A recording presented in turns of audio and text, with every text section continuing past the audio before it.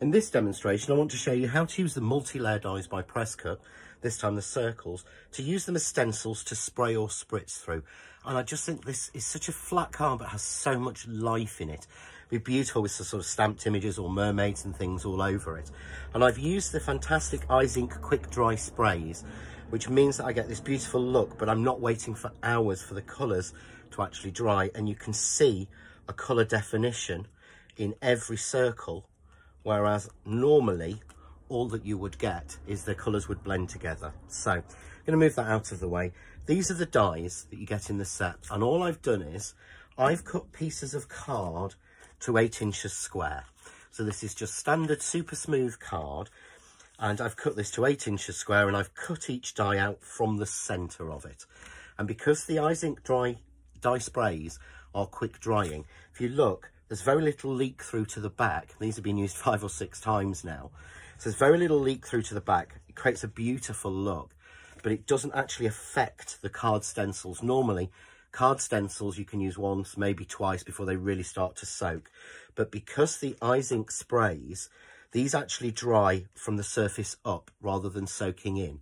So they actually dry in the air rather than soaking into the card. So it means it's a lot easier. Just wanted to clear that up as to why that's working. So I've got my 3 stencils already cut. I'm just going to move the dies out of the way. So I'm going to bring in my spray box, and I would always use a spray box. You can see I've had this a long time. I've got the spray in here. I've got glue in here. I use it for absolutely everything. And I've cut a piece of watercolour card because I want a softer look. So I've cut a piece of watercolour card here, just to 8 by 8. Again, to give me something to cut down. And what I want to do first is layer A. So this is cut with die A. So this is the largest one. And just check to make sure that you've got it in the right order. So on this one, I've got 1, 2, 3, 4, 5 circles running down the side and 4 across the top. So I need to remember when I put each stencil on that I want to make sure I've got 5 down the side. So it's purely your choice of colours you want to use. Again, I would suggest that you go light to dark. So I've chosen here, this is Mer de Soude, but you could use Outremer. So this is my first one, this is my lightest blue. And I'm just going to put light colours through. Spritz over the top. And these are non-clog, but you can see there, I get those perfect circles, that dot ditzy look, but these are 90% dry. So I don't have to now wait and stop the video while I put the next layer on. So I've got the next layer here straight away. 1, 2, 3, 4, 5 on the side. Just make sure I lay that down. And this time I'm taking Ocean, but I could use Petrol, similar sort of idea colour family. And again, spritz through, gives me a really nice finish. And don't discard your stencils. I'll show you at the end how they make the most beautiful layers themselves.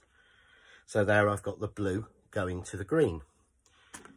I'm then going to put the final layer on, and again checking 1, 2, 3, 4 and 5. So I'm just going to lay that one on the top. I'm not trying to get them exact. I'm just trying to get that real change of colour through.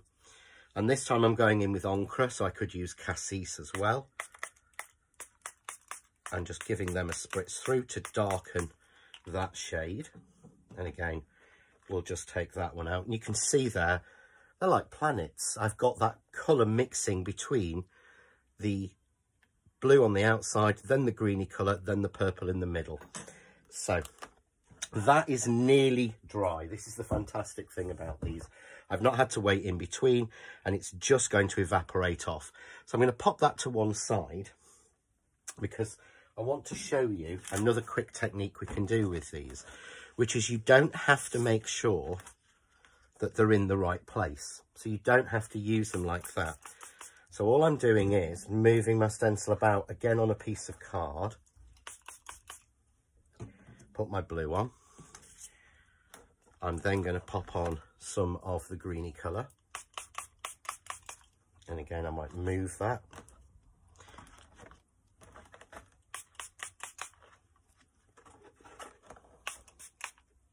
There we go. And then I'm going to pop some of my purple on top. So you can get a really nice background look out of this. Let's pop it a little bit further up, shall we? And if you watch carefully, you should be able to see on the video, it's sort of twinkling at you. That's the colour actually drying. But then I get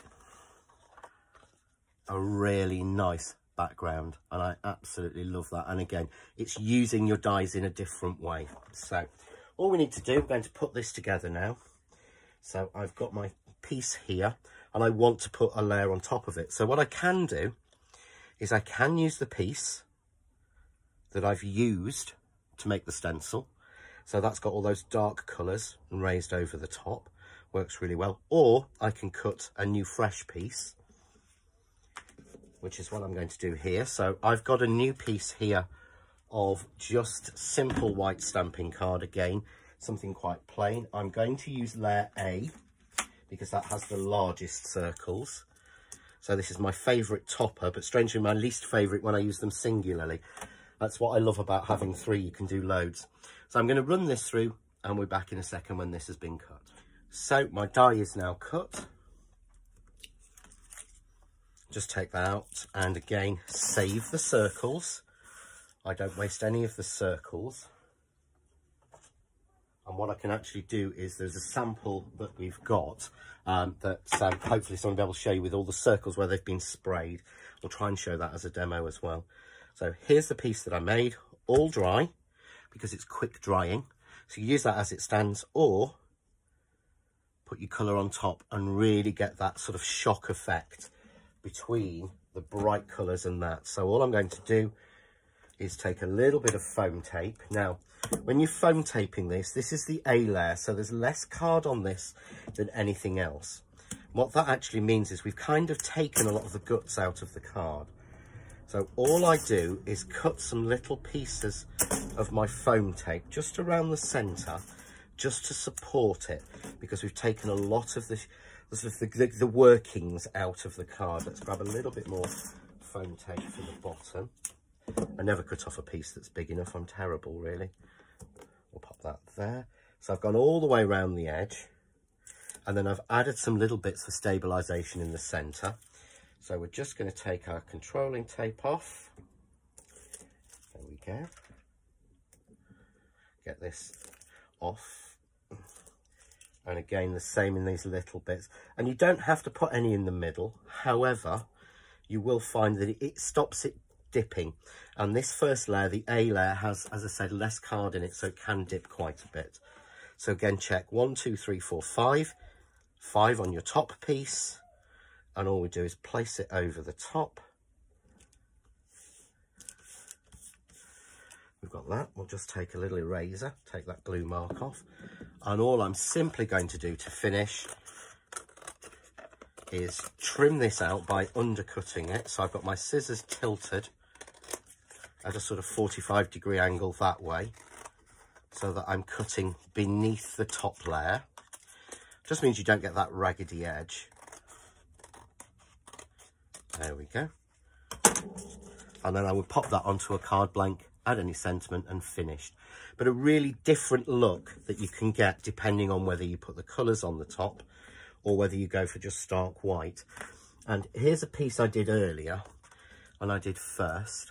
And all I'm going to do with this one is just add all the different layers on.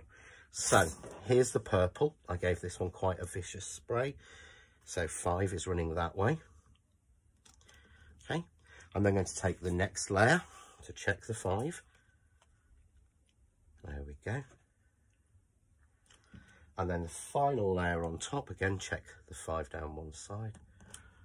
And I get that, which I just think is absolutely amazing. And this sample should be available at the end of the video to have a look at.